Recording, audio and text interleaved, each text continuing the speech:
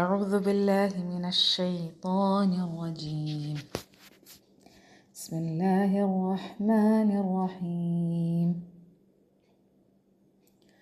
الحمد لله والصلاة والسلام على رسول الله وعلى آله أصحابه أما بعد رب اشرح لي صدري ويسر لي أمري واحلل عقدة من لساني يفقه قولي ربنا زدنا علما. ഏറെ പ്രിയപ്പെട്ട ഖുർആൻ പഠിതാക്കളെ, അസ്സലാമു അലൈക്കും വറഹ്മത്തുള്ളാഹി വബറകാതുഹു. സൂറത്ത് യൂസുഫിൻ്റെ തഫ്സീർ പഠന ക്ലാസ്സിൻ്റെ 7ാമത്തെ ക്ലാസ്സാണ് നമ്മൾ ഇന്ന് ആരംഭിക്കുന്നത്. അൽഹംദുലില്ലാ. കഴിഞ്ഞ ക്ലാസ്സിലൂടെയാണ് നമ്മളങ്ങനെ ആയത്തുകൾ 8ഉം 9ഉം പഠിക്കുകയുണ്ടായില്ലേ. ആ ആയത്തുകളിലൂടെയായിരുന്നു അല്ലാഹു സുബ്ഹാനഹു വ തആല നമുക്ക് യൂസുഫ് അലൈഹിസ്സലാമിൻ്റെ സഹോദരന്മാരെ പരിചയപ്പെടുത്തി തന്നത്. അവർ തമ്മിലുണ്ടാവുന്നൊരു കോൺവെർസേഷനിലൂടെ അല്ലേ. അപ്പോൾ അതിൽ നിന്ന് നമുക്ക് എന്താണ് മനസ്സിലായത്? അവരുടെ ആ ഒരു സംഭാഷണത്തിൽ നിന്ന് അവരത്രയും പേരുണ്ടായിട്ടും അവരൊരു ശക്തമായൊരു സംഘം, ഒരു ഉസ്ബത്തായിരുന്നിട്ട് പോലും അവരുടെ പിതാവിനെ യൂസുഫിൻ്റെ സഹോദരനെയുമാണ് കൂടുതൽ ഇഷ്ടം എന്നൊക്കെ അവർ ആക്ഷേപിക്കുന്നതായിട്ട് നമുക്ക് കാണാൻ കഴിയും അല്ലേ. അതിലൂടെ നമ്മൾ എന്താണ് മനസ്സിലാക്കിയത്? അവരുടെ ഹൃദയത്തിൽ ഉണ്ടായിരുന്ന ആ ഒരു അസ്വസ്ഥത, യൂസുഫ് അലൈഹിസ്സലാമിനോട് തോന്നിക്കൊണ്ടിരുന്ന ആ ഒരു ഹസദ്, ആ ഒരു അസൂയ, അത് ചെറിയൊരു രീതിയിലുള്ളൊരു തോന്നൽ, അത് വളർന്ന് അവർ വാക്കിലൂടെ പറയുകയും അത് വളരെ വലിയ ഒരു തെറ്റായ ഒരു ക്രൂരമായ ചിന്തകളിലേക്ക് വരെ അല്ലെങ്കിൽ ഒരു ആസൂത്രണത്തിലേക്ക് വരെ അവരെ കൊണ്ടെത്തിക്കുന്നതുമൊക്കെ ആയിട്ടാണ് നമുക്ക് കാണുന്നത് അല്ലേ. യൂസുഫ് അലൈഹിസ്സലാമിനെ എങ്ങനെയെങ്കിലും ഒഴിവാക്കിയാൽ, അവനെ മാറ്റി നിർത്തിയാൽ യാക്കൂബ് അലൈഹിസ്സലാമിൻ്റെ സ്വന്തം വാപ്പയുടെ മുഴുവൻ ശ്രദ്ധയും അവർക്ക് ലഭിക്കുമെന്നുള്ളൊരു ആഗ്രഹത്തിലൂടെ അവർ ചെയ്ത് കൂട്ടുന്ന അല്ലെങ്കിൽ അവർ പ്ലാൻ ചെയ്യുന്ന വളരെ വലിയ ഒരു തെറ്റായ ചിന്തകളും തീരുമാനങ്ങളുമാണ് നമ്മൾ കഴിഞ്ഞ ക്ലാസ്സിൽ പഠിക്കുകയുണ്ടായത് അല്ലേ. അപ്പോൾ എത്ര നന്മ ഉദ്ദേശിച്ചാലും തെറ്റായ മാർഗങ്ങളിലൂടെ ആയാൽ അത് വലിയ വിപത്തിലേക്ക് ചെന്ന് എത്തിക്കുമെന്ന് നമ്മളെ പഠിപ്പിക്കുന്ന ഒരു ആയത്തുകളായിരുന്നു കഴിഞ്ഞ ക്ലാസ്സിൽ നമ്മൾ പരിചയപ്പെട്ടത്. ഒരു തുടർച്ച എന്നോണം ഇൻഷാ അള്ളാഹ് നമുക്ക് ഇന്ന് 10, 11, 12 എന്നീ ആയത്തുകളെ കൂടുതൽ മനസ്സിലാക്കുകയും അതിൽ ഉൾക്കൊള്ളുന്ന ആശയങ്ങളെയും പാഠങ്ങളെയും അടുത്തറിയാനും പഠിക്കാനും ശ്രമിക്കാം ഇൻഷാ അള്ളാഹ്. قال قائل منهم لا تقتلوا يوسف وألقوه في غيابة الجب يلتقطه بعض السيارة إن كنتم فاعلين. قال قائل منهم لا تقتلوا يوسف وألقوه في غيابة الجب يلتقطه بعض السيارة إن كنتم فاعلين. അപ്പോൾ എന്താണ് അവരങ്ങനെ കഴിഞ്ഞ തവണ നമുക്ക് കാണാം, ഒരു സഹോദരൻ പറയുന്നതായിട്ടല്ലേ, നമുക്ക് യൂസുഫിനെ കൊന്നു കളഞ്ഞേക്കാമെന്ന് അല്ലേ. ആ ഒരു അഭിപ്രായം മുന്നോട്ട് വെക്കുന്നതായിട്ട് നമുക്ക് കാണുന്നുണ്ട് അല്ലേ. അപ്പോൾ ഇവിടെ മറിച്ച് വേറൊരു സഹോദരൻ പറയുന്നതായിട്ടാണ് ഇവിടെ കാണുന്നത്. അവരിൽ നിന്ന് ഒരു വ്യക്താവ് പറഞ്ഞു, അല്ലെങ്കിൽ ഒരാൾ പറഞ്ഞു, നിങ്ങൾ യൂസുഫിനെ കൊലപ്പെടുത്തരുത്, അവനെ ഒരു കിണറ്റിൻ്റെ അഗാധയിലേക്ക് ഇട്ടേക്കുക. ഏതെങ്കിലും ചില യാത്രാ സംഘം അവനെ കണ്ടെത്തി കൊണ്ടുപോയിക്കോളും, നിങ്ങൾ എന്തെങ്കിലും ചെയ്യാൻ ഉദ്ദേശിക്കുന്നവരാണെങ്കിൽ എന്ന് പറയുന്നതായിട്ട് നമുക്ക് കാണാൻ സാധിക്കും. വേർഡ് ടു വേർഡ് ട്രാൻസ്ലേഷൻ നോക്കുകയാണെങ്കിൽ ഖാല പറഞ്ഞു, ഖായിലുൻ പറയുന്നവൻ, ഒരു വ്യക്തി അല്ലെങ്കിൽ ഒരു വ്യക്താവ്, മിൻഹും അവരിൽ നിന്ന്, ലാ തഖ്തുലു നിങ്ങൾ കൊല്ലരുത്, വധിക്കരുത്, യൂസുഫിനെ, വഅൽഖൂഹ് അവനെ ഇട്ടേക്കുവിൻ, ഫി ഗയാബത്ത് മറവിൽ, അഗാധയിൽ ആഴത്തിൽ, ഇരുട്ടിൽ എന്നൊക്കെ അർത്ഥം വരും. അൽ ജുബ് കിണറ്റിൻ്റെ, കുഴിയുടെ, ഒരാഴമേറിയ കുഴിയുടെ, യൽതഖിത്ഹു അവനെ കണ്ടെത്തിക്കോളും. ബഅദു സയ്യാറ യാത്ര സംഘക്കാരിൽ ചിലർ, ബഅദു സയ്യാറ യാത്ര സംഘക്കാരിൽ ചിലർ, ഇൻ കുന്തും നിങ്ങളാണെങ്കിൽ, ഫാഇലീൻ പ്രവർത്തിക്കുന്നവർ. ഖാല ഖായിലും മിൻഹും ലാ തഖ്തുലു യൂസുഫ വഅൽഖൂഹു ഫീ ഗയാബത്തിൽ ജുബ്. അപ്പോൾ എന്താണ് അവർ നെക്സ്റ്റ് സജഷനായിട്ട് കൊടുക്കുന്നത്? കൊല്ലണ്ട, കൊന്നു കളയണ്ട, അത് കുറച്ച് ഓവറല്ലേ, അത്ര അങ്ങോട്ടൊന്നും നമുക്ക് പോകണ്ട. പക്ഷേ അടുത്ത സജഷനായിട്ട് കൊടുക്കണം എന്താണ്? യൂസുഫിനെ കൊല്ലരുത്, എന്നാലും നമുക്ക് എന്ത് ചെയ്യാൻ കഴിയും? അവനെ എന്തെങ്കിലും ചെയ്യേണ്ടി വന്നാൽ തന്നെ നമുക്ക് അവനെ ഒരു കിണറിൻ്റെ, ഒരാഴമേറിയ കിണറിൻ്റെ അഗാധത്തിലേക്ക്, അല്ലെങ്കിൽ അതിൻ്റെ ഇരുട്ടിലേക്ക്, ഏറ്റവും ആഴത്തിലേക്ക് അവനെ എറിഞ്ഞു കളഞ്ഞേക്കാം എന്ന് പറയുന്നതായിട്ടാണ് നമുക്ക് ഈ ഒരു ആയത്തിൽ കാണാൻ സാധിക്കുന്നത്. ഇവിടെ ഈ ഒരു യൂസഫിനെ കൊല്ലണമെന്ന ആശയത്തോട് വിരോധം പ്രകടിപ്പിച്ച സഹോദരൻ അതിനെ ശക്തമായിട്ടും എതിർക്കുന്നത് നമുക്ക് കാണുന്നില്ല അല്ലേ. പകരം എന്താണ് ചെയ്യുന്നത്? അതിലും കുറഞ്ഞ നാശനഷ്ടം വരുത്തുന്ന ഒരു ശ്രമമാണ് മുന്നോട്ട് ഉന്നയിക്കുന്നത്. ആദ്യം അവരെന്താണ് ഉദ്ദേശിച്ചത്? യൂസുഫിനെ കൊല്ലുക, അല്ലെങ്കിൽ മരുഭൂമിയിൽ എവിടെയെങ്കിലും നാട് കടത്തി കളയുക എന്നായിരുന്നു അവർ ആഗ്രഹിച്ചുകൊണ്ടിരുന്നത് അല്ലേ. അപ്പോൾ എന്നാൽ ഈ സഹോദരൻ നിർദ്ദേശിച്ചത് എന്താണ്?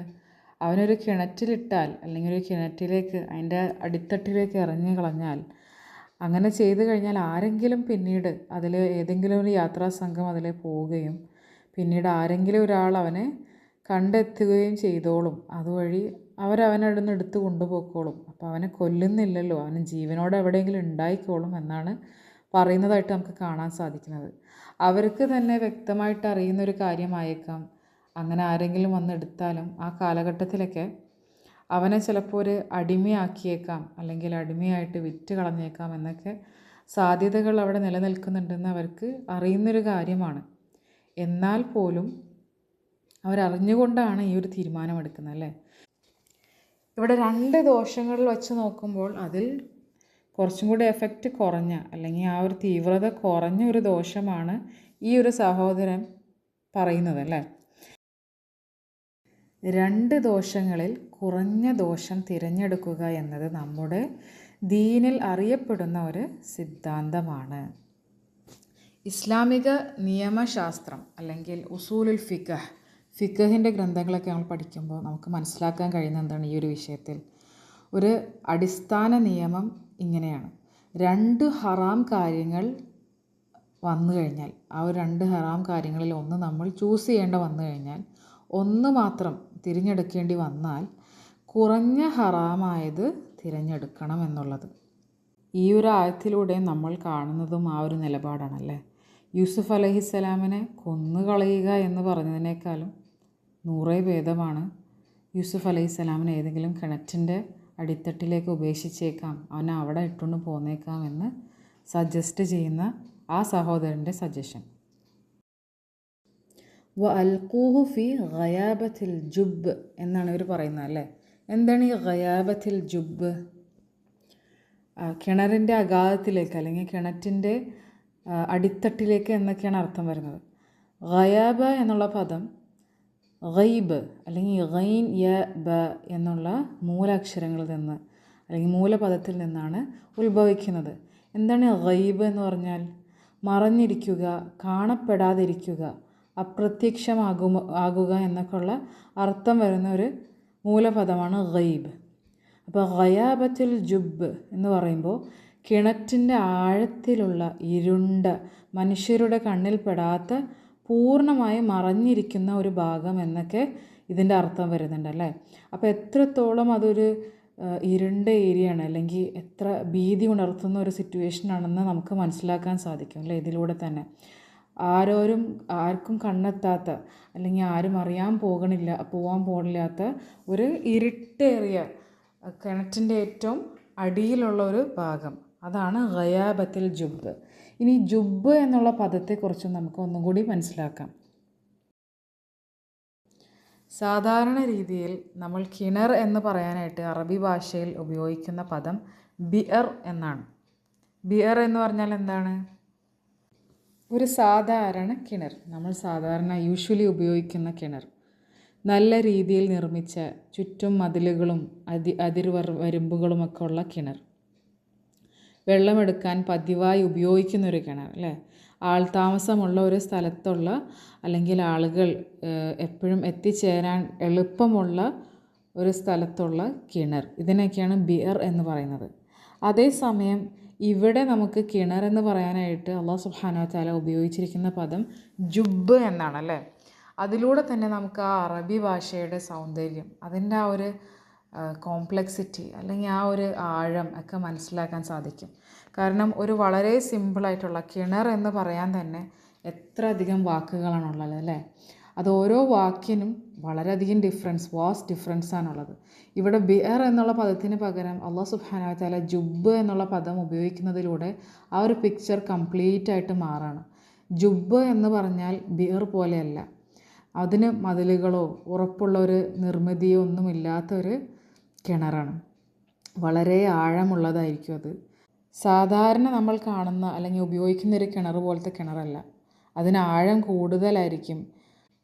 തീരെ ആൾതാമസമൊന്നുമില്ലാത്ത ഒറ്റപ്പെട്ട് കിടക്കുന്ന പ്രദേശത്തൊക്കെ കാണുന്ന കിണറിനെയാണ് ഈ ജുബ്ബ് എന്ന് പറയുന്നത്. ചിലപ്പോൾ വഴി യാത്രക്കാർ പോകുന്ന പ്രദേശം അവിടെയൊക്കെ കാണപ്പെടാം. തികച്ചും ഒറ്റപ്പെട്ട് കിടക്കുന്ന, അങ്ങനെ ആർക്കും എത്തിച്ചേരാൻ അത്ര എളുപ്പമില്ലാത്ത, വളരെ ഇരുണ്ട് കിടക്കുന്ന, ചില സമയത്ത് അതിൽ വെള്ളം ഉണ്ടായേക്കാം അടിത്തട്ടിൽ എവിടെയെങ്കിലും, മിക്കവാറും വെള്ളമൊന്നും ഇല്ലാത്ത, ഉപയോഗിക്കാൻ കഴിയില്ലാത്ത കിണർ എന്നൊക്കെയാണ് ഇതിൻ്റെ അർത്ഥം വരുന്നത്.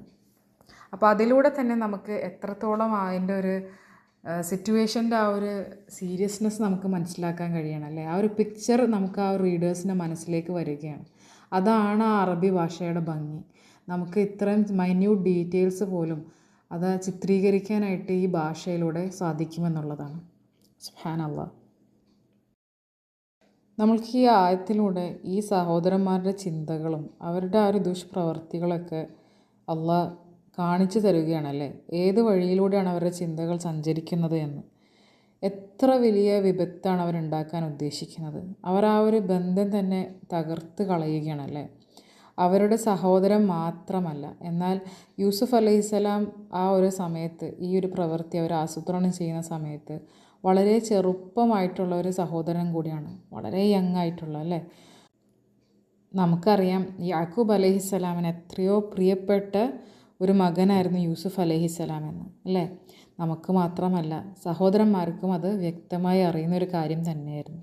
അപ്പോൾ ആ ഒരു കുഞ്ഞിനെ, ആ യൂസുഫ് അലൈഹിസ്സലാമിനെ വാപ്പയിൽ നിന്ന്, യാക്കൂബ് അലൈഹിസ്സലാമിൽ നിന്ന് വേർപെടുത്തുന്നതിലൂടെ എന്താണ് സംഭവിക്കുക? അവർക്കറിയാമായിരുന്നു അത് വാപ്പാക്ക് ഒരുപാട് വിഷമമുണ്ടാക്കും, വാപ്പാനെ ഒരുപാട് എഫക്റ്റ് ചെയ്യുന്നൊരു കാര്യമാണെന്നുള്ളത് അവർക്ക് അറിയുന്നൊരു കാര്യം തന്നെയായിരുന്നു. അതുമാത്രമല്ല ഒരു പാരൻ്റൽ റൈറ്റ്സ്, നമ്മൾ മാതാപിതാക്കളോട് കാണിക്കേണ്ട ആ ഒരു റെസ്പെക്റ്റും ഒബീഡിയൻസും ഒക്കെ അവിടെ തകരാണല്ലേ.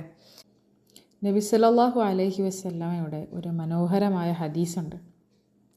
നമ്മുടെ ചെറുപ്പക്കാർക്ക് കരുണ കാണിക്കാത്തവനും നമ്മുടെ മുതിർന്നവരുടെ അവകാശങ്ങൾ അംഗീകരിക്കാത്തവനും ഞങ്ങളിൽ ഒരാളല്ല എന്നുള്ളത്. അപ്പോൾ ഇത് രണ്ടും, ഈ പറഞ്ഞ രണ്ട് കാര്യങ്ങളും ഇവിടെ ലംഘിക്കപ്പെടാണല്ലേ. യൂസുഫ് അലൈഹിസ്സലാം വളരെ ചെറുപ്പമായിരുന്നു. ആ ഒരു ചെറുപ്പക്കാരനോട് കാണിക്കേണ്ട കരുണ അവിടെ കാണിക്കുന്നില്ല. എന്നാൽ മുതിർന്നവർ അല്ലെങ്കിൽ യാക്കൂബ് അലൈഹിസ്സലാം വളരെ പ്രായമെത്തിയ മുതിർന്നവനാണല്ലേ. അത് മുതിർന്നവരിൽപ്പെട്ട മാത്രമല്ല, സ്വന്തം പിതാവ് കൂടിയാണ്. അവിടുത്തെ ആ പിതാവിൻ്റെ അവകാശങ്ങൾ, റൈറ്റ്സും അവിടെ ലംഘിക്കപ്പെടുന്നതായിട്ട് നമുക്ക് കാണാൻ സാധിക്കും. അതുമാത്രമല്ല, അവരുടെ വാപ്പയായ യാക്കൂബ് അലൈഹിസ്സലാം അള്ളാഹുവിൻ്റെ ഒരു നബി കൂടിയായിരുന്നു അല്ലേ. അപ്പോൾ എത്രത്തോളം ഗുരുതരമായ ഒരു കാര്യമാണ് അവർ ചെയ്യാൻ ഉദ്ദേശിക്കുന്നത്, അല്ലെങ്കിൽ അവരുടെ ആ ചിന്ത എത്രത്തോളം ഗുരുതരമായ ഒരു കാര്യത്തിലേക്കാണ് അവരെ കൊണ്ടെത്തിക്കുന്നത് അല്ലേ. വാപ്പ മാത്രമല്ല, നബിയുമായ, അള്ളാഹുവിൻ്റെ നബിയായ ഒരു വ്യക്തിയോടാണ് അല്ലെ ഇങ്ങനത്തെ വലിയ കുറ്റകൃത്യം ചെയ്യാൻ അവർ ഉദ്ദേശിക്കുന്നത്. യാക്കൂബ് അലൈഹിസ്സലാമിൻ്റെ മക്കൾ തന്നെയാണ് ഈ സഹോദരന്മാരെല്ലാവരും അല്ലേ. അവരിലുമുണ്ട് തീർച്ചയായിട്ടും നന്മ. ഒരു നബിയുടെ മക്കളാണ് അവരല്ലേ, ആ ഒരു രീതിയിൽ തന്നെ വളർന്നവരാണ്. പക്ഷെ അവരുടെ ഹൃദയങ്ങളിൽ കൂടി ആ ഒരു അസൂയ, അത് മുഖേന അതിൽ നിന്ന് ഉത്ഭവിച്ചുണ്ടായ ചിന്തകളും അതിലൂടെ വന്ന ആ ഒരു സംഭാഷണവും അവരെത്രത്തോളം അപകടത്തിലേക്കാണ് എത്തിച്ചുകൊണ്ടിരിക്കുന്നത്, അല്ലെങ്കിൽ എത്ര വിപത്താണ് അതിലൂടെ ഉണ്ടാകുന്നത് എന്നുള്ളതാണ് നമ്മളിവിടെ കാണുന്നത് അല്ലേ. നബി സല്ലല്ലാഹു അലൈഹി വസല്ലം നമുക്ക് താക്കീത് നൽകുന്നതായിട്ട് നമുക്ക് കാണാൻ സാധിക്കും. നിങ്ങൾക്ക് മുമ്പുണ്ടായിരുന്ന സമൂഹങ്ങളെ നശിപ്പിച്ച ഒരു രോഗം നിങ്ങളുടെ അടുക്കൽ എത്തിയിട്ടുണ്ട്.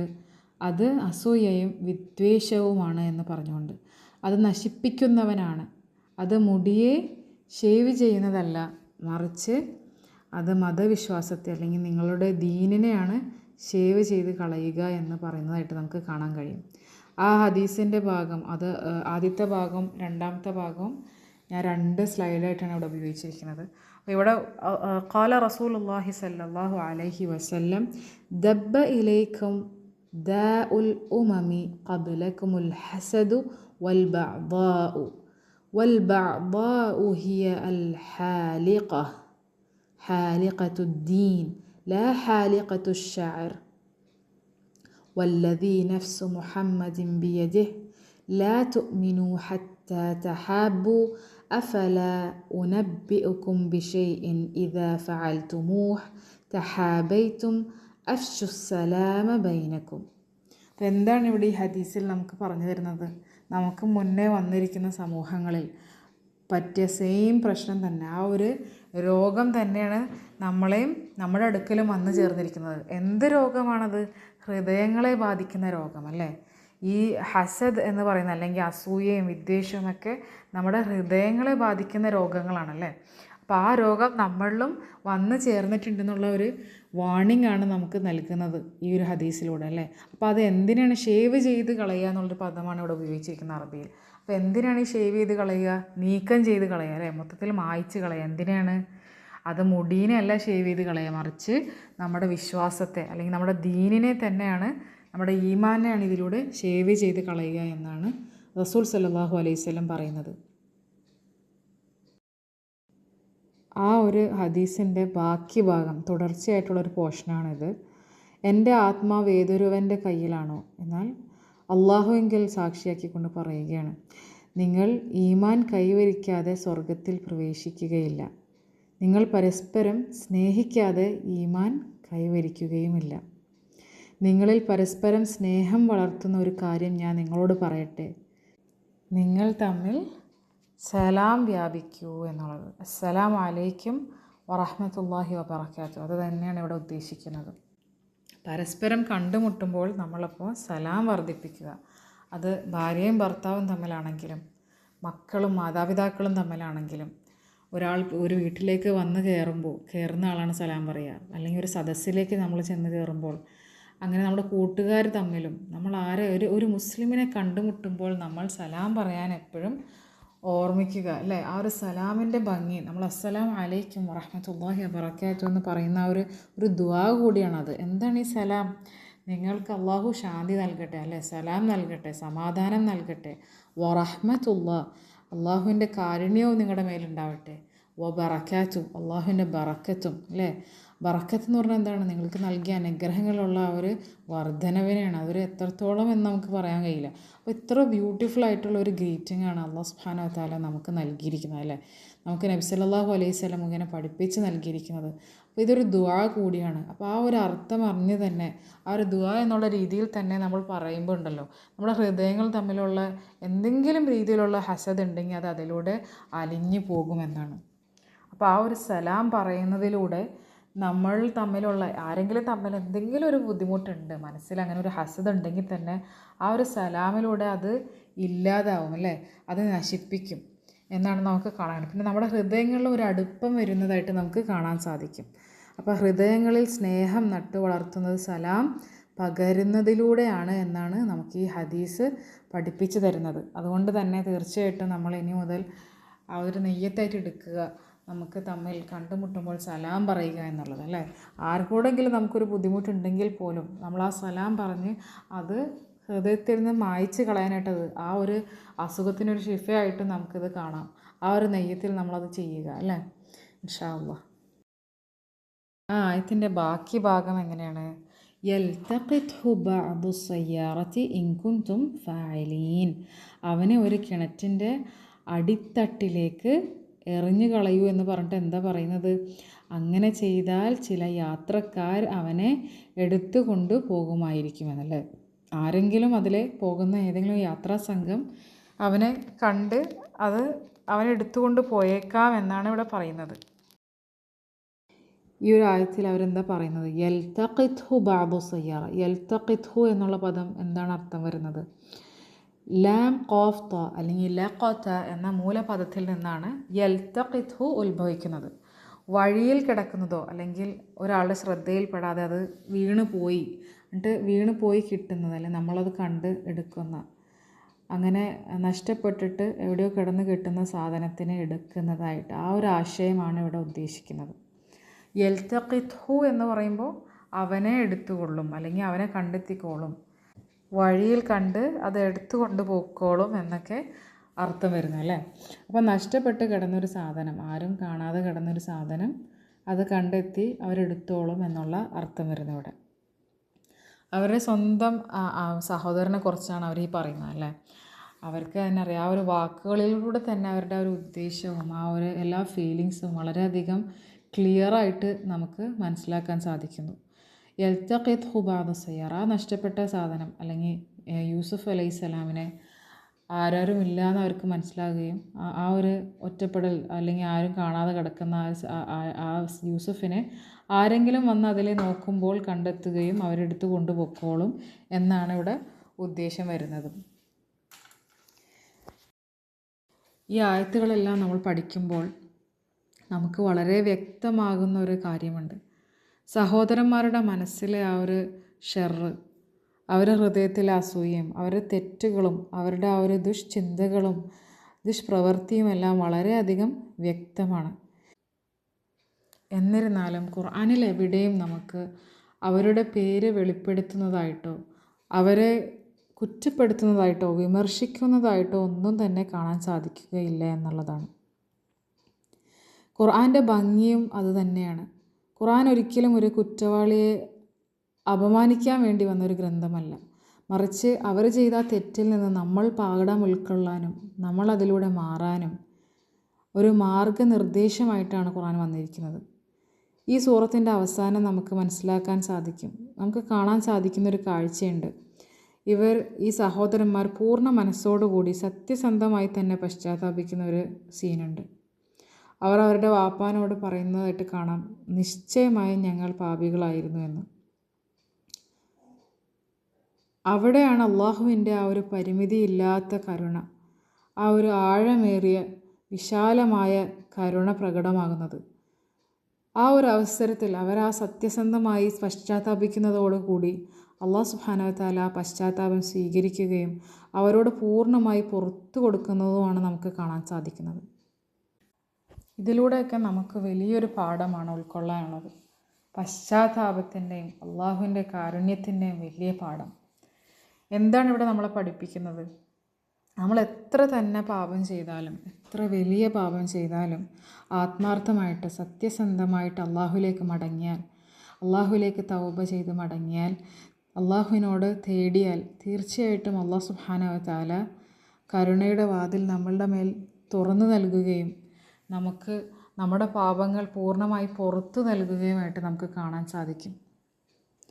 നമ്മൾ എത്ര തന്നെ ആ ഒരു പാപത്തിൽ വീണു പോയാലും, ഒരു തെറ്റിൽ വീണു പോയാലും അല്ലേ, നമ്മുടെ മനസ്സിൻ്റെ ആ ഒരു വസ്വാസിലൂടെ അല്ലെങ്കിൽ നമ്മുടെ ആ ഒരു ഇച്ഛയിലൂടെ അല്ലെങ്കിൽ നമ്മുടെ ശൈത്താൻ്റെ ഷെറിലൂടെയൊക്കെ നമ്മൾ അത്തരം വിപത്തിൽ പെട്ടു പോയാൽ തന്നെ നമ്മൾ അതിൽ നിന്ന്, ആ ഒരു കുറ്റകൃത്യത്തിൽ നിന്ന് നമ്മൾ പശ്ചാത്തപിച്ച് മടങ്ങിയാൽ അള്ളാഹു സുബ്ഹാനഹു വ തആല ആ ഒരു തെറ്റ് തന്നെ, നമ്മൾ ചെയ്തത് എന്താണോ, നമ്മളിൽ നിന്ന് വന്നു പോയ ആ ഒരു തിന്മ എന്ത് തന്നെയാണെങ്കിലും അത് എപ്പോഴും പെർമനൻ്റായിട്ട് നമ്മുടെ കൂടെ എഴുതി വെക്കുകയല്ല, മറിച്ച് അത് മറച്ചു വെക്കുകയും മായ്ച്ച് കളയുന്നതുമൊക്കെ ആയിട്ടാണ് നമുക്ക് കാണാൻ സാധിക്കുന്നത്. അള്ളാഹു നോക്കുന്നത് ഒരാളുടെ തെറ്റ് ചെയ്യുന്ന ഒരാളിലേക്കല്ല, പക്ഷെ മറിച്ച് അയാളിൽ നിന്ന് വരുന്ന ആ ഒരു പശ്ചാത്താപം, അയാൾ എത്രത്തോളം ആത്മാർത്ഥമായിട്ടാണ് അള്ളാഹുവിലേക്ക് മടങ്ങി വരുന്നത് എന്നുള്ളതാണ് അള്ളാഹുവിന് കൂടുതൽ ഇമ്പോർട്ടൻസ്. നമ്മൾ ആരിൽ നിന്നും തെറ്റ് വരാം അല്ലേ, അത് മനസ്സിലാക്കുന്നവനാണ് നമ്മുടെ റബ്ബ്. അള്ളാഹുവിന് തീർച്ചയായിട്ടും അറിയുന്നവനാണ് അത് കാര്യം, അല്ലേ? നമ്മളെ സൃഷ്ടിച്ച നമ്മുടെ റബ്ബിന് നമ്മളെ അറിയില്ലേ? അപ്പോൾ നമ്മുടെ തെറ്റുകൾ വന്നാൽ പോലും അത് തിരിച്ചറിയുകയും ആ തെറ്റിൽ നിന്ന് വിട്ടു നിൽക്കാൻ ശ്രമിക്കുകയും അതിലേക്ക് തിരിച്ചു പോവാതിരിക്കുകയും അള്ളാഹുവിനോട് പശ്ചാത്തപിച്ച് മടങ്ങുന്നതുമാണ് അള്ളാഹുവിന് കൂടുതൽ ഇഷ്ടമെന്ന് നമുക്ക് മനസ്സിലാക്കാൻ സാധിക്കും. അതുകൊണ്ട് തന്നെയാണ് നമുക്കിവിടെ കാണാൻ സാധിക്കുന്നത് ഇത്ര വലിയ കുറ്റകൃത്യം ചെയ്യാനുള്ള ആസൂത്രണങ്ങൾ ചെയ്യുന്ന, ഇങ്ങനെയൊക്കെ ചിന്തിച്ച ആ ഒരു സഹോദരന്മാരല്ലേ, അത്തരം ദുഷ്പ്രവൃത്തിയിലേക്ക് വരെ അവരെ എത്തിച്ച അങ്ങനത്തെ വലിയൊരു കുറ്റകൃത്യമാണ് അവരത് ചെയ്യുന്നതും അല്ലെങ്കിൽ പറയുന്നത് പോലും. അപ്പോൾ എന്നിട്ട് പോലും അവരുടെ പേരുകളൊന്നും വെളിപ്പെടുത്തുകയോ അവരെ ഒരു പൊതുസദസ്സിൽ ആക്ഷേപിക്കുകയോ കുറ്റപ്പെടുത്തുകയോ നാണം കെടുത്തുകയോ ഒന്നും ചെയ്യുന്നില്ല, അല്ലേ? മറിച്ച് എന്താണ് നമുക്ക് കാണുന്നത്? കാരുണ്യവാനായ നമ്മുടെ റബ്ബ് അവരുടെ പേരുകൾ മറച്ചു വെക്കുകയും അവരാരാന്ന് നമുക്ക് വ്യക്തമായിട്ട് അറിയില്ല, അല്ലേ? ബൈബിളിലും മറ്റും പല പേരുകളുമുണ്ട്, പക്ഷേ നമ്മൾക്ക് ഖുർആനിൽ അവരൊന്നും പേര് വെളിപ്പെടുത്തുന്നില്ല, അതെല്ലാം മറച്ചു വെക്കുകയാണ്, അല്ലേ? അവരെന്താണ് കുറ്റകൃത്യം ചെയ്തതെന്ന് പോലും അതിൻ്റെ ഡീറ്റെയിൽസ് പോലും നമുക്ക് നൽകാതെ വളരെ ഭംഗിയായി അത് മറച്ചു വെക്കുന്നതായിട്ടാണ് നമുക്ക് കാണാൻ സാധിക്കുന്നത്. ഇതെല്ലാം അള്ളാഹു അവരുടെ പശ്ചാത്താപം സ്വീകരിക്കുന്നതിൻ്റെ ഒരു ഭാഗമായിട്ട് തന്നെയാണ്. قالوا يا أبانا ما لك لا تأمنا على يوسف وإنا له لناصحون أرسله معنا غدا يرتع ويلعب وإنا له لحافظون. قالوا يا أبانا ما لك لا تأمنا على يوسف وإنا له لناصحون. അവർ പറഞ്ഞു, ഞങ്ങളുടെ വാപ്പ, നിങ്ങൾക്കെന്താണ്? യൂസുഫിനെ പറ്റി നിങ്ങൾ ഞങ്ങളെ വിശ്വസിക്കുന്നില്ലേ? ഞങ്ങൾ അവന് ഗുണകാംക്ഷികൾ തന്നെയാകുന്നു, അല്ലെങ്കിൽ ഞങ്ങൾ അവന് തികച്ചും നന്മ ഉദ്ദേശിക്കുന്നവൻ തന്നെയാകുന്നു എന്ന് അവർ പറയുകയാണ്. വേർഡ് ടു വേർഡ് ട്രാൻസ്ലേഷൻ നോക്കുകയാണെങ്കിൽ ഖാലു അവർ പറഞ്ഞു, യാ അബാന ഞങ്ങളുടെ പിതാവേ, ഞങ്ങളുടെ വാപ്പ, മാ ലക നിങ്ങൾക്കെന്താണ്, ലാ തഅമന്ന നിങ്ങൾ ഞങ്ങളെ വിശ്വസിക്കുന്നില്ലേ, അലാ യൂസുഫ യൂസുഫിനെ പറ്റി, വ ഇന്ന ഞങ്ങളാകട്ടെ ലഹു അവന് ലനാസിഹൂൻ ഗുണകാംക്ഷികൾ. ഇവിടെ അവർ ഉപയോഗിച്ചിരിക്കുന്ന പദം ലാ തഅമന്ന അലാ യൂസുഫ് എന്നാണ്. ലാ തഅമന്ന ഞങ്ങളെ വിശ്വസിക്കുന്നില്ലേ എന്ന് പറയുന്ന ആ പദമല്ലേ, ആ പദം നമ്മൾ ശ്രദ്ധിക്കുകയാണെങ്കിൽ അവിടെ തഅമന്ന എന്നുള്ള പദത്തിൻ്റെ യഥാർത്ഥ രൂപം തഅമനുന എന്നാണ്. ദമ്മ മുഖദ്ദറ എന്നാണ് നമ്മൾ ഈ ഒരു പ്രയോഗത്തിന്, തജ്വീദിൻ്റെ ഈ ഒരു പ്രയോഗത്തിന് പറയുന്നത്. കാണിക്കാത്ത ദമ്മ അല്ലെങ്കിൽ മറഞ്ഞിരിക്കുന്ന ദമ്മ, പക്ഷേ വ്യാകരണപരമായി ഉള്ളത് മറഞ്ഞിരിക്കുന്ന ദമ്മ എന്നാണ് ഇവിടെ അർത്ഥം വരുന്നത്. ദമ്മ മുഖദ്ദറ, ഉച്ചരിക്കപ്പെടാത്തതായ ദമ്മ, എന്നാൽ വ്യാകരണപരമായി നമ്മൾ കണക്കാക്കുന്നു. അതിനാണ് ദമ്മ മുഖദ്ദറ എന്ന് പറയുന്നത്. അപ്പോൾ ഇവിടെ തഅമനൂന അതിൻ്റെ ആ ഒരു നൂ ഇല്ലേ, നൂ എന്ന ദമ്മ ശബ്ദമായി കേൾക്കാതെ മറഞ്ഞതായി മാറുന്നു. അപ്പോൾ അതിനെ നമ്മൾ മേർജ് ചെയ്തിട്ട് നൂനിന് ശ്രദ്ധ കൊടുത്ത് തഅമന്ന എന്നാണ് പറയുക. പക്ഷേ നമ്മളത് പ്രൊനൗൺസ് ചെയ്യുമ്പോൾ നമ്മുടെ ചുണ്ട് മുന്നിലോട്ട് കൂർപ്പിച്ച് ആ ഒരു ആക്ഷൻ, ദമ്മയുടെ ആക്ഷൻ നമ്മൾ കാണിക്കും, എന്നാൽ ശബ്ദം പുറപ്പെടുവിപ്പിക്കുകയില്ല. എന്തുകൊണ്ടാണ് ആ ആക്ഷൻ കാണിക്കുന്നത് എന്ന് വെച്ചിട്ടുണ്ടെങ്കിൽ നബി സല്ലല്ലാഹു അലൈഹി വസല്ലം നമ്മളെ എങ്ങനെയാണോ ഓതി കാണിച്ചത്, നമുക്ക് എങ്ങനെയാണോ ഖുർആൻ ഓതാൻ പഠിപ്പിച്ചത്, അത് അതേപോലെ തന്നെ യാതൊരു വ്യത്യാസവും ഇല്ലാതെ എന്തൊക്കെ റസൂലുള്ളാഹി സ്വല്ലല്ലാഹു അലൈഹി വസല്ലം ചെയ്തിട്ടുണ്ടോ അതേപടി നമ്മൾ ഫോളോ ചെയ്യാൻ വേണ്ടിയിട്ട് ചെയ്യുന്നതാണ്. അപ്പോൾ റസൂലുള്ളാഹി സ്വല്ലല്ലാഹു അലൈഹി വസല്ലം ഇത് നമ്മൾ ഓതി പഠിപ്പിക്കുമ്പോൾ തഅമന്ന എന്ന് പറയുമെങ്കിലും ആ ഒരു തഅമന്ന ആ ഒരു ഭാഗത്ത് ചുണ്ടൊന്ന് കൂർപ്പിച്ച് തിരിച്ച് നൂൻ ശ്രദ്ധയിലേക്ക് കൊണ്ടുപോകും. അപ്പം ജസ്റ്റ് ഒരു ആക്ഷനും കൊണ്ട് മാത്രം അവിടെ ഒരു ദമ്മയുണ്ട്, എന്നാൽ ഉച്ചാരണത്തിൽ അത് വരികയും ഇല്ല. അതിനെയാണ് ദമ്മ മുഖദ്ദറ അല്ലെങ്കിൽ മറഞ്ഞ ദമ്മ എന്ന് പറയുന്നത്. സഹോദരന്മാർക്കിടയിൽ യൂസുഫ് അലൈഹിസ്സലാമിനെ കിണറ്റിലേക്ക് എറിഞ്ഞു കളയണമെന്നുള്ള തീരുമാനം അതിനകം അവർ തീരുമാനിച്ചിട്ടുണ്ടായിരുന്നു.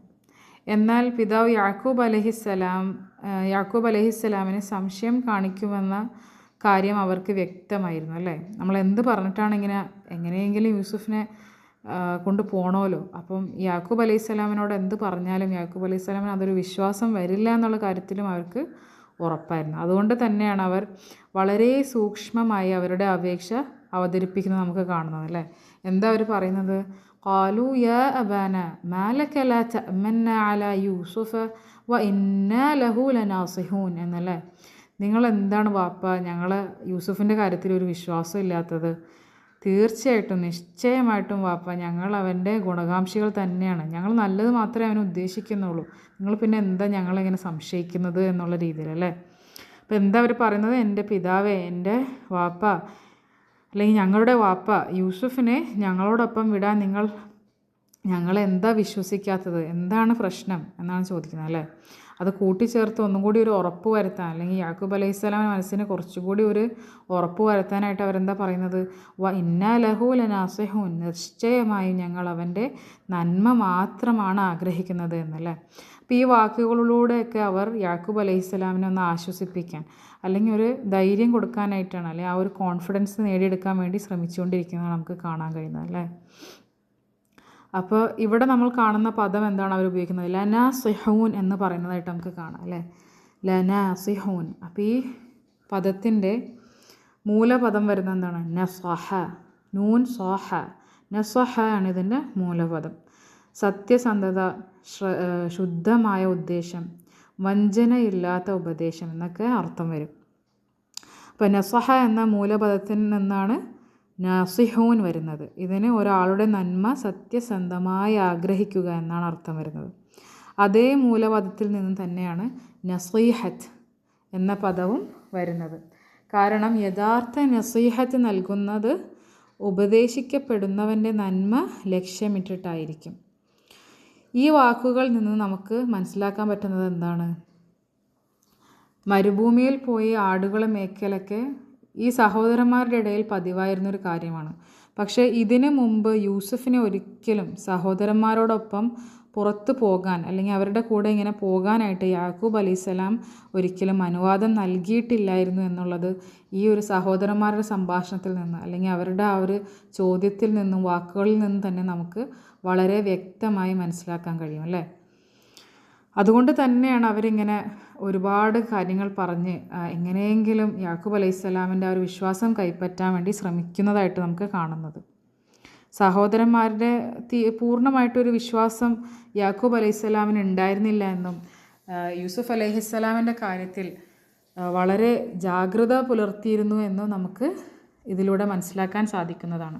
ഇവിടെ നാസിഹൂൻ എന്ന പദം അവർ ഉപയോഗിക്കുമ്പോഴും സെയിമായിട്ട് നമ്മളിതിന് മുന്നേ പറഞ്ഞ ലാമ തൗക്കീദ് അവിടെ അവർ ഉപയോഗിക്കുന്നതായിട്ട് നമുക്ക് കാണാം അല്ലേ. ലാമ തൗക്കീദ് എന്ന് പറഞ്ഞാൽ എന്താണ്? ഊന്നൽ നൽകുന്ന ഒരു ലാം അല്ലേ. ആ ഒരു ഉറപ്പിക്കൽ അല്ലെങ്കിൽ ഒരു അക്ഷരത്തിന് നമ്മൾ എന്തിൻ്റെ കൂടെയാണോ കൂട്ടിച്ചേർക്കണേ അതിലേക്കൊരു ഫോക്കസ്, ഒരു എംഫസിസ് കൊടുക്കാൻ വേണ്ടി ഉപയോഗിക്കുന്ന അക്ഷരമാണ് ലാമു തൗക്കീദ്.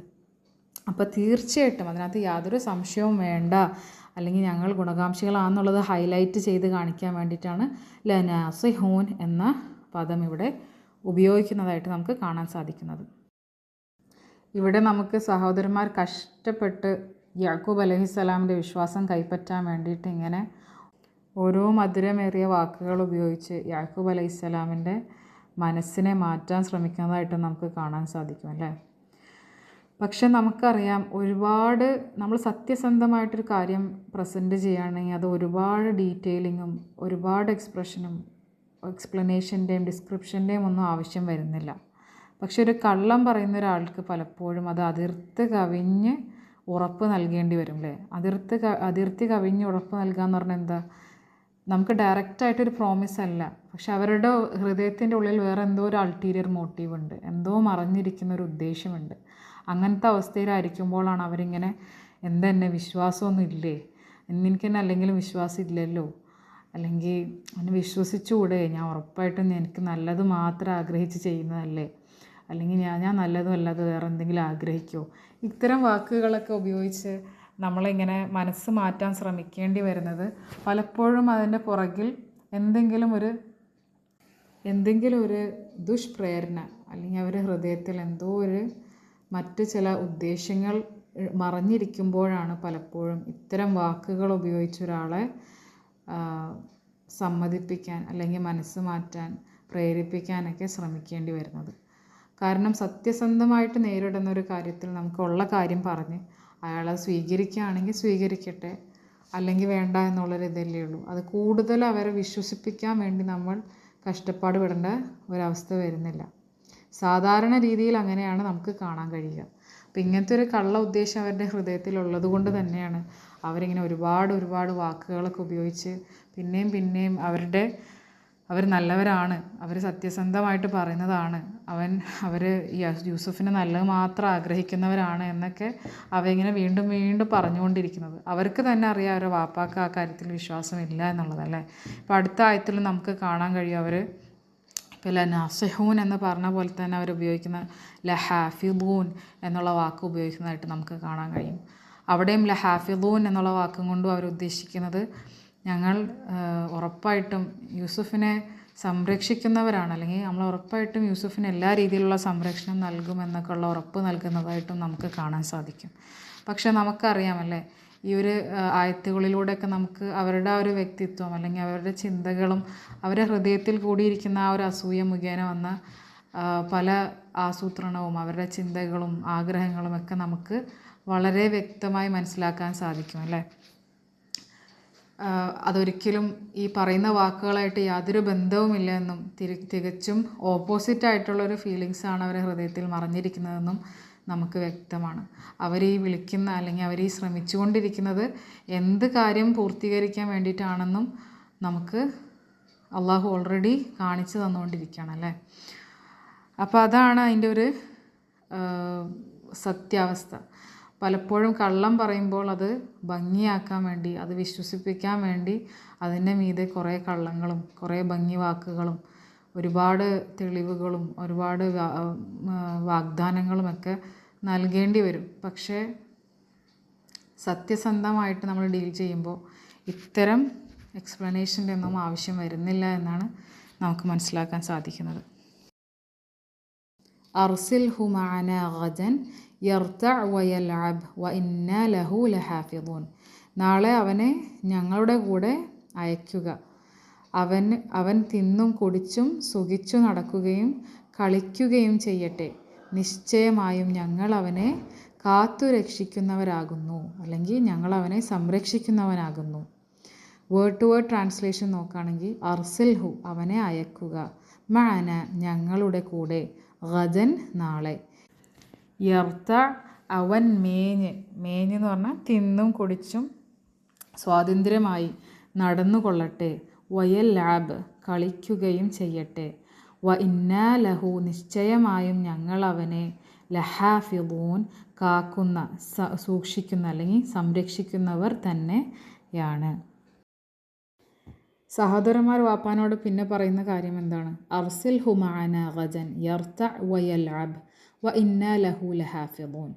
അർസിൽഹു മഅനാ ഗദൻ, നാളെ അവനെ ഞങ്ങളുടെ കൂടെ വിടൂ, ഗദൻ നാളെ, യർതഅ അവൻ മേഞ്ഞു നടക്കട്ടെ അല്ലെങ്കിൽ തിന്നും കുടിച്ചും സുഖിച്ചു നടക്കട്ടെ, വയൽഅബ് കളിക്കുകയും ചെയ്യട്ടെ, വ ഇന്നാ ലഹു ലഹാഫിദൂൻ തീർച്ചയായിട്ടും ഞങ്ങൾ അവനെ സംരക്ഷിക്കുന്നവരാകുന്നു എന്നല്ലേ.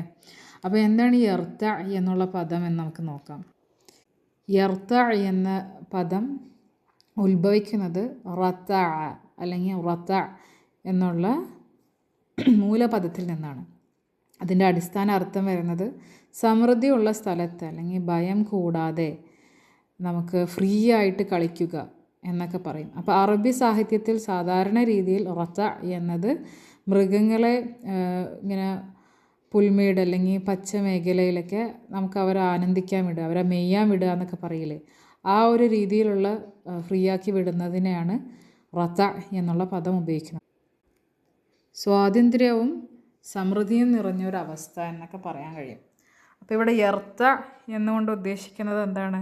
യൂസുഫ് അലൈഹിസ്സലാമിനെ ഒന്ന് ഓടിച്ചാടി കളിക്കാനൊക്കെ ഒന്ന് വിട്, അവനൊന്ന് ഫ്രീ ആവട്ടെ, അവന് മനസ്സൊക്കെ ഒന്ന് ഫ്രീ ആവട്ടെ, അവന് കുറച്ച് സ്വാതന്ത്ര്യം കൊടുക്കൂ എന്നൊക്കെയാണ് ഇവിടെ അവർ ഉദ്ദേശിക്കുന്നത്. അത്രയും പറഞ്ഞുകൊണ്ട് അവർ കഴിഞ്ഞ ആയത്തിൽ പറയുന്ന പോലെ തന്നെ ഈ ആയത്തിലും പറയുന്നുണ്ട് ലഹാഫിളൂൻ എന്നല്ലേ. തീർച്ചയായിട്ടും ഞങ്ങൾ അവരുടെ സംരക്ഷകരാണ്, ഞങ്ങൾ അവനെ കാക്കും, ഞങ്ങൾ അവനെ എല്ലാ രീതിയിൽ നിന്നും സംരക്ഷിക്കും എന്നൊക്കെയുള്ള വാഗ്ദാനം നൽകുന്നതായിട്ട് ഇവിടെയും കാണാൻ സാധിക്കും. കഴിഞ്ഞ ആയത്തിൽ അവരല്ല നാസിഹൂൻ, ഞങ്ങളവനെ തീർച്ചയായിട്ടും നിശ്ചയമായിട്ടും അവൻ്റെ ഗുണകാംക്ഷികളാണെന്ന് പറയുന്നതായിട്ട് കാണാം. അപ്പോൾ ഇവിടെയും അവർ ലഹാഫിളൂൻ എന്ന പദമാണ് ഉപയോഗിച്ചിരിക്കുന്നത്. ഇവിടെ ലഹാഫിളൂൻ സിമിലറായിട്ട് തന്നെ ലാമു തൗക്കീദാണ്. ആ ഒരു ഹാഫിളൂൻ എന്ന പദത്തിന് എംഫസിസ് നൽകാൻ, ഊന്നൽ നൽകാനായിട്ട് ഉപയോഗിക്കുന്ന അക്ഷരമാണ് ലാമു തൗക്കീദ്. തീർച്ചയായിട്ടും യാതൊരു സംശയവും കൂടാതെ ഞങ്ങൾ വിശ്വസിക്കാം, ഞങ്ങൾ അവനെ സംരക്ഷിക്കുന്നവരാണ് എന്നാണ് അവർ പറയുന്നത്. ഹാഫിളൂൻ എന്നുള്ള പദം ഹ ഫ വ എന്ന മൂലക്ഷരങ്ങളിൽ നിന്നാണ് ഉത്ഭവിക്കുന്നത്. സംരക്ഷിക്കുക, കാവൽ നൽകുക, സുരക്ഷിതത്വം നൽകുക എന്നൊക്കെ അർത്ഥം വരുന്നു. നഷ്ടത്തിൽ നിന്ന് കാക്കുക എന്നൊക്കെ ഈ ഒരു മൂലപദത്തിൽ നിന്ന് തന്നെയാണ്, അല്ലെങ്കിൽ ഒരു മൂലാക്ഷരങ്ങളിൽ നിന്ന് തന്നെയാണ് ഹിഫ്ള് മനഃപ്പാഠം, ഹാഫിദ് കാത്തു സൂക്ഷിക്കുന്നവർ, മനഃപ്പാഠം ചെയ്തവർ എന്നൊക്കെ അർത്ഥം വരുന്നത്. ഈ ഹാഫിദ് എന്ന് പറയുന്നതും ഖുർആൻ കാത്തു സൂക്ഷിക്കുന്നവർ, ഖുർആൻ ഹൃദയത്തിൽ കാത്തു സൂക്ഷിക്കുന്നത് കൊണ്ടായിരിക്കാം അവർക്ക് ഹാഫിദ് എന്നുള്ള പദം ഉപയോഗിക്കുന്നത്, അല്ലെങ്കിൽ ആ ഒരു പേര് ഉപയോഗിക്കുന്നത്. അപ്പോൾ ഹാഫിളൂൻ സംരക്ഷിക്കുന്നവർ എന്നാണ് ഇവിടെ അർത്ഥം വരുന്നത്. തീർച്ചയായും ഞങ്ങൾ അവനെ സംരക്ഷിക്കുന്നവരാണ്. കളിക്കുക അല്ലെങ്കിൽ സന്തോഷത്തോടെ സമയം ചെലവഴിക്കുക എന്നത് നമ്മുടെ ദീനിൽ അനുവദനീയമായൊരു കാര്യം തന്നെയാണ്. പക്ഷേ അതൊരിക്കലും നമ്മുടെ നിർബന്ധിത കർത്തവ്യങ്ങളെ അവഗണിച്ചുകൊണ്ട് ആവരുതെന്ന് മാത്രം അല്ലേ. നമുക്ക് ഫർളാക്കപ്പെട്ടിയ നമ്മുടെ ഇബാദത്തുകൾ, അല്ലെങ്കിൽ നമുക്ക് ഓരോരുത്തർക്കുമുള്ള ഉത്തരവാദിത്തങ്ങളും ചുമതലകളുമൊക്കെ നിറവേറ്റിക്കൊണ്ട് അത് കഴിഞ്ഞിട്ടാവണം, അതിൻ്റെ കാര്യത്തിലുള്ള സൂക്ഷ്മത പാലിച്ചിട്ടാവണം നമ്മൾ ഇത്തരം കളികളിലൊക്കെ ഏർപ്പെടേണ്ടത്. ഇവിടെ അള്ളാഹു ലൈബ് കളി എന്ന പദമാണ് ഉപയോഗിക്കുന്നത്. ലൈബാണ് അതിന് കളി എന്ന് സൂചിപ്പിക്കാൻ ഉപയോഗിക്കണം അല്ലേ. വയ ലാബ്, ലൈബും ലഹ്വും രണ്ടും വ്യത്യസ്തമായ അർത്ഥങ്ങളുള്ള പദങ്ങളാണ്. ഈ ലോകത്തെ കളിയും വിനോദവും എന്ന് വിശേഷിപ്പിക്കുമ്പോൾ അള്ളാഹു ഈ രണ്ടും ഒരുമിച്ച് പരാമർശിക്കുന്നതായിട്ട് നമുക്ക് കാണാൻ സാധിക്കും. സൂറത്തുൽ അൻആമിൽ 32-ാമത്തെ ആയത്തിൽ വമൽ ഹയാത്ത് ദുനിയ ഇല്ലാ ലഅബും വലഹ്വ് വദ്ദാറുൽ ആഖിറതു ഖൈറുൽ ലില്ലദീന യത്തഖൂൻ അഫലാ തഅഖിലൂൻ എന്ന് പറയുന്നതായിട്ട് നമുക്ക് കാണാം അല്ലേ.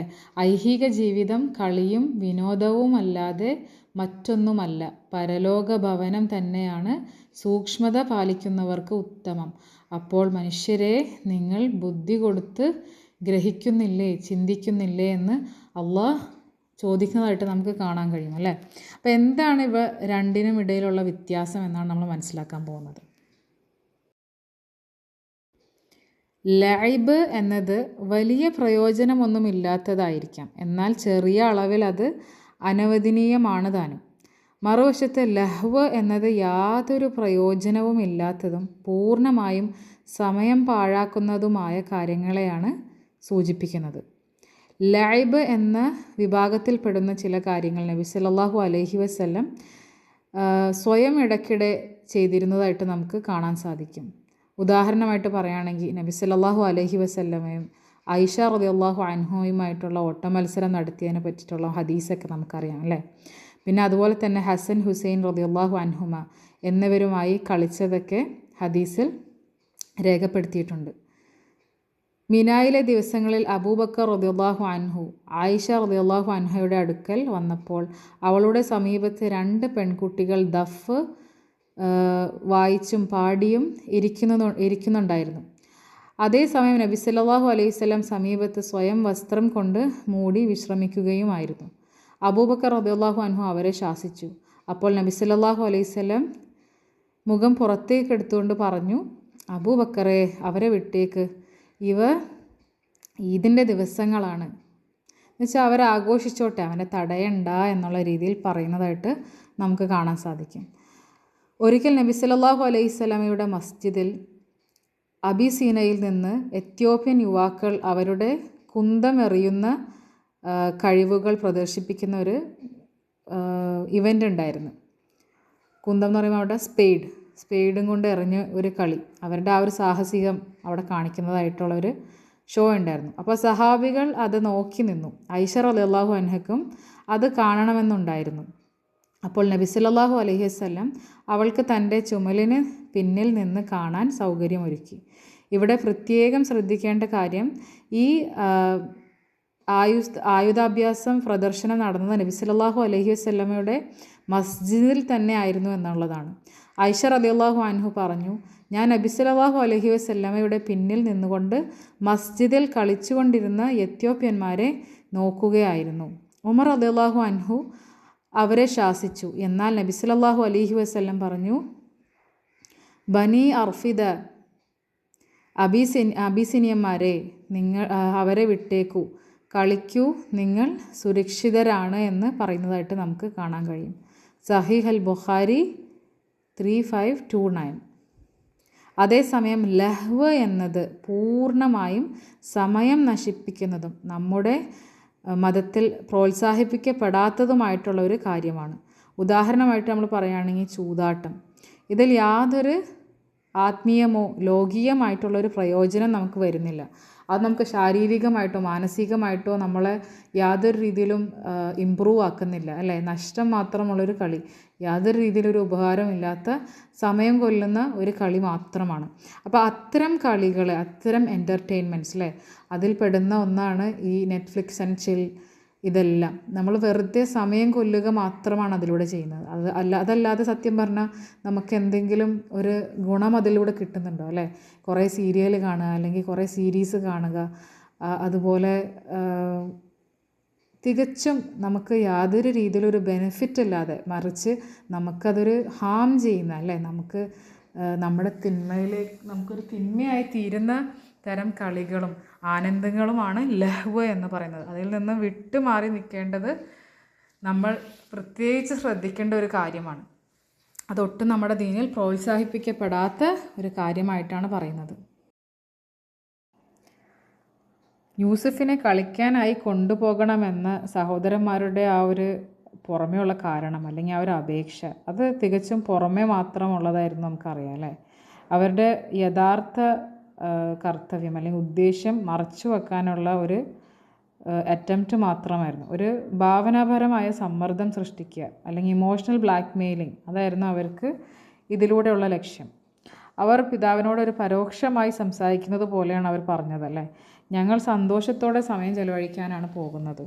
യൂസുഫും സന്തോഷിക്കണമെന്ന് നിങ്ങൾ ആഗ്രഹിക്കുന്നില്ലേ? നിങ്ങൾക്ക് യൂസുഫിനെ സത്യമായിട്ടും സ്നേഹമുണ്ടോ? ശരിക്കുമുള്ള സ്നേഹമാണോ? അവനെ ഞങ്ങളോടൊപ്പം വിട്ടാൽ എന്താണ് എന്നൊക്കെ പറയുന്നതായിട്ട് നമുക്ക് കാണാം. ആദ്യം എന്താണ് അവർ പറഞ്ഞത് വാപ്പാനോട്? ഒരു കുറ്റബോധം സൃഷ്ടിക്കലാണ്, അല്ലേ? എന്താണ് ആ വാക്കിലൂടെ പറഞ്ഞത്? നിങ്ങൾക്ക് ശരിക്കും ഞങ്ങൾ വിശ്വാസമില്ലേ? യൂസുഫിൻ്റെ കാര്യത്തിൽ നിങ്ങൾ എന്താ ഞങ്ങളിങ്ങനെ സംശയിക്കുന്നത്? ഞങ്ങളോട് എന്താ ഒട്ടും വിശ്വാസമൊന്നും ഇല്ലേ? അതെന്താണ് അങ്ങനെ? ഞങ്ങൾ അവൻ്റെ സഹോദരന്മാരല്ലേ? അവൻ ഞങ്ങളുടെ കുഞ്ഞനുജനല്ലേ? പിന്നെ എന്താ പ്രശ്നം? ഞങ്ങളിൽ എന്താ വിശ്വാസം ഇല്ലാത്തത് എന്നൊക്കെ ഉള്ള ചോദ്യങ്ങൾ ചോദിച്ച് ആ ഒരു കുറ്റബോധം സൃഷ്ടിക്കുന്നതായിട്ട് നമുക്ക് കാണാൻ കഴിയും. ഇപ്പോൾ അവരെന്താണ് അതിൻ്റെ മേൽ പറയുന്നത്? യൂസുഫിനെ സന്തോഷത്തോടെ ഇരിക്കുന്നത് നിങ്ങൾക്ക് കാണണം എന്നില്ലേ? ആ ഒരു ആഗ്രഹം നിങ്ങൾക്കില്ലേ എന്നുള്ള രീതിയിലല്ലേ, കുറച്ചും കൂടി എഫക്റ്റ് വരുത്താനായിട്ട്. ഈ ആയത്ത് നമ്മൾ ശ്രദ്ധിക്കുകയാണെങ്കിൽ വ ഇന്ന ലഹു ലഹാഫിദൂൻ എന്നാണ് അവർ പറഞ്ഞിരിക്കുന്നത്, അല്ലേ? നിശ്ചയമായും ഞങ്ങൾ അവനെ കാത്തു സൂക്ഷിക്കുമെന്ന്. ഇവിടെ പ്രയോഗിച്ച അറബി പദം അതീവ കൃത്യവും ശക്തവുമാണ് എന്നാണ് നമുക്ക് മനസ്സിലാക്കാൻ കഴിയുന്നത്. അതേ പദം തന്നെയാണ് അല്ലാഹു സുബ്ഹാനഹു വ തആല ഖുർആൻ സംരക്ഷിക്കുമെന്ന് വാഗ്ദാനം ചെയ്യുമ്പോഴും ഉപയോഗിച്ചിരിക്കുന്നതായിട്ട് നമുക്ക് കാണാൻ കഴിയുന്നത്. സൂറത്തുൽ ഹിജ്റിൽ 9-ാമത്തെ ആയത്തിൽ ഇന്നാ നഹ്നു നസ്സൽന ദിക്റ വ ഇന്നാ ലഹു ലഹാഫിദൂൻ എന്ന് അല്ലാഹു സുബ്ഹാനഹു വ തആല പറയുന്നതായിട്ട് നമുക്ക് കാണാൻ കഴിയും. നിശ്ചയമായും നാം തന്നെയാണ് ഈ പ്രമാണത്തെ, ഖുർആനിനെ അവതരിപ്പിച്ചത്, നാം തന്നെ അതിനെ കാത്തു സൂക്ഷിക്കുകയും ചെയ്തുകൊള്ളുമെന്നുള്ള ആ ഒരു വാഗ്ദാനം അള്ളാഹു നൽകുന്നതായിട്ട് നമുക്ക് കാണാം. അവിടെയും ആ ഒരു ഉറപ്പ് നൽകാനായിട്ട് അള്ളാഹു ഉപയോഗിച്ചിരിക്കുന്ന പദം വ ഇന്നാ ലഹു ലഹാഫിദൂൻ എന്ന് തന്നെയാണ് അല്ലേ. ഈ സഹോദരന്മാർ ഉപയോഗിച്ച അതേ പദം. അറബി ഭാഷയിൽ ഒരു കാര്യത്തിന് എംഫസിസ് കൊടുക്കാനായിട്ട്, ആ ഒരു ഊന്നൽ നൽകാനായിട്ട് പല നിലകളുണ്ട്. അപ്പോൾ ഇവിടെ തന്നെ അല്ലാഹു സുബ്ഹാനഹു വ തആല ഈ ഒരു ആയത്തിലും ഈ സഹോദരന്മാർ പറയുന്ന ഈ ഒരു ഡയലോഗിലും വരുന്ന ആ ഒരു ഊന്നൽ, അതിനെ പറയുന്നത് നമ്മൾ ട്രിപ്പിൾ എംഫസിസ് എന്നാണ്. 3 തവണയായിട്ടാണ് ആ ഒരു ഊന്നൽ വന്നിരിക്കുന്നത് അല്ലേ. അപ്പോൾ അത് ആ ഒരു വാക്യം അല്ലെങ്കിൽ ആ ഒരു വാഗ്ദാനം ഏറ്റവും ശക്തമായിരിക്കുന്നതാണെന്ന് സൂചിപ്പിക്കാനാണ് ഈ ഒരു രീതിയിലുള്ള വാക്കുകൾ ഉപയോഗിച്ചിരിക്കുന്നത്. ഇവിടെ ഈ ട്രിപ്പിൾ എംഫസിസ് എന്താണ്? ആ പറഞ്ഞൊരു കാര്യത്തിനെ കൂടുതൽ അതിശക്തമായ രീതിയിൽ ഉറപ്പിക്കാൻ വേണ്ടിയിട്ട് ഉപയോഗിക്കുന്ന 3 തവണയായിട്ടുള്ള ഊന്നലിനെയാണ് നമ്മൾ ഈ ട്രിപ്പിൾ എംഫസിസ് എന്ന് പറയുന്നത്. നമുക്ക് ഈ ഒരു ആയത്തിലും അള്ളാഹു ഖുർആൻ്റെ കാര്യത്തിൽ നൽകുന്ന വാഗ്ദാനത്തിലും കാണാൻ കഴിയുന്നത് വ ഇന്നാ ലഹു ലഹാഫിദൂൻ അല്ലേ. നിശ്ചയമായും, തീർച്ചയായിട്ടും, വ ഇന്ന എന്ന പദം അവിടെ വരുന്നുണ്ടല്ലേ. ഇന്ന, സംശയമില്ലാതെ, യാതൊരു രീതിയിലും സംശയത്തിനിടം വരാത്ത രീതിയിൽ. ഇന്ന ലഹു, യൂസുഫിനെ മാത്രം ലക്ഷ്യമാക്കാനാണ് ലഹു. ആ ലഹു എന്നുള്ള ലാമു തൗക്കീദാണ് അവർ വരുന്നത്. യൂസുഫിനെ തന്നെ ലഹാഫിദൂൻ, എഗെയിൻ ലാമു തൗക്കീദ്, റൈറ്റ്, പൂർണ്ണമായും വിശ്വാസം നേടാനായിട്ട് ഉപയോഗിക്കുന്നതാണ്. തീർച്ചയായിട്ടും, യാതൊരു സംശയവുമില്ലാതെ ഞങ്ങൾ അവൻ്റെ മേൽ സംരക്ഷകരാകുന്നു, അല്ലെങ്കിൽ ഞങ്ങൾ അവന് പൂർണ്ണമായിട്ടും ഞങ്ങളുടെ ആ ഒരു കാവൽ നൽകുന്നതാണ്, സംരക്ഷണം നൽകുന്നതാണെന്നുള്ള ഉറപ്പ് നൽകാനായിട്ട്, യാതൊരു രീതിയിലും ഇനി വാപ്പാക്കൊരു ഡൗട്ട് വരാതിരിക്കാൻ അത്ര അധികം ശക്തമുള്ളൊരു വാഗ്ദാനമായിട്ടാണ് ഈ വാക്കുകൾ ഇവിടെ സഹോദരന്മാർ ഉപയോഗിക്കുന്നത് നമുക്ക് കാണാൻ സാധിക്കുന്നത്. ഈ ഒരു ഡയലോഗിലൂടെയൊക്കെ നമുക്ക് എന്താണ് മനസ്സിലാക്കാൻ കഴിയുന്നത്? അവർ വളരെയധികം ഭംഗിയായിട്ട് സംസാരിക്കാൻ കഴിവുള്ളവരാണല്ലേ. വളരെ പ്രഭാഷണപരമായിട്ടും വികാരസ്പർശിയായിട്ടുമൊക്കെയാണ് അവരുടെ കാര്യങ്ങൾ അവിടെ സമർപ്പിക്കുന്നത്. ആ ഒരു അപേക്ഷ കൊണ്ട് യാക്കൂബ് അലൈഹിസ്സലാമിൻ്റെ അടുത്ത് വരുന്നത് അല്ലേ. പുറമെ നോക്കുമ്പോൾ ആർക്കായാലും എന്താ തോന്നുക? അവർ തികച്ചും സത്യസന്ധരാണെന്നേ തോന്നുള്ളൂ. യഥാർത്ഥത്തിൽ അവരെല്ലാം മുൻകൂട്ടി പദ്ധതി ഉണ്ടാക്കി കഴിഞ്ഞിരുന്നു അല്ലേ. ഇപ്പോൾ അവരെന്താണ് പിതാവിനെ വിശ്വസിപ്പിക്കാൻ ശ്രമിച്ചുകൊണ്ടിരിക്കുന്നത്? ഞങ്ങളെ വിശ്വസിക്കൂ, യൂസഫിന് ഒന്നും സംഭവിക്കാൻ പോണില്ല, ഞങ്ങൾ അവനെ സ്നേഹിക്കുന്നവരാണ്, ഞങ്ങൾ അവരുടെ സഹോദരന്മാരാണ്, അവനെ സന്തോഷത്തോടെ കളിക്കാൻ വിടൂ, അവനൊന്ന് സന്തോഷിച്ചോട്ടെ, അവനെ പരിപാലിക്കുകയും അവൻ്റെ നന്മ മാത്രം ഉദ്ദേശിച്ചുകൊണ്ട് അവനെ പൂർണ്ണമായിട്ടും സംരക്ഷിക്കുകയും ചെയ്തു കൊള്ളാം എന്നുള്ള വാഗ്ദാനമാണ് അവരിവിടെ നൽകിക്കൊണ്ടിരിക്കുന്നത്. പക്ഷേ ഇത്രയും ഹൃദയസ്പർശിയായും ആത്മാർത്ഥമായും തോന്നുന്ന അപേക്ഷ കേട്ടിട്ട് പോലും യാക്കൂബ് അലൈഹിസ്സലാമിന് ആ ഒരു അനുവാദം നൽകാനൊരു ബുദ്ധിമുട്ട്, എന്തോ ഒന്ന് അദ്ദേഹത്തിൻ്റെ ഹൃദയത്തിൽ ഒരു തടസ്സമായി നിൽക്കുന്നുണ്ടായിരുന്നു. ആ ഒരു കാര്യത്തെക്കുറിച്ചും എന്തായിരിക്കും യാക്കൂബ് അലൈഹിസ്സലാമിനെ ഇത്ര അധികം നല്ല രീതിയിലൊക്കെ ചോദിച്ചിട്ട് പോലും ആ ഒരു സമ്മതം നൽകാൻ എന്താണ് ഇത്ര ബുദ്ധിമുട്ട്? എന്തായിരിക്കും അദ്ദേഹത്തിൻ്റെ മനസ്സ് ഇങ്ങനെ അദ്ദേഹത്തിനെ പിന്നോട്ട് വലിക്കുന്നത് എന്നുള്ളതിനെക്കുറിച്ചെല്ലാം മനസ്സിലാക്കാനും പഠിക്കാനും ഇൻഷാ അല്ലാഹ് നമുക്ക് വീണ്ടും അടുത്ത ക്ലാസ്സിൽ കൂടി ചേരാം. ഇവിടെ ഇൻഷാ അല്ലാഹ് ഇന്നത്തെ ക്ലാസ് അവസാനിപ്പിക്കുകയാണ്. സുബ്ഹാനകല്ലാഹുമ്മ വബിഹംദിക് വനശ്ഹദു അല്ലാ ഇലാഹ ഇല്ലാ അൻത നസ്തഗ്ഫിറുക വനതൂബു ഇലൈക്. ربنا تقبل منا إنك أنت السميع العليم وتب علينا إنك أنت التواب الرحيم. السلام عليكم ورحمة الله وبركاته.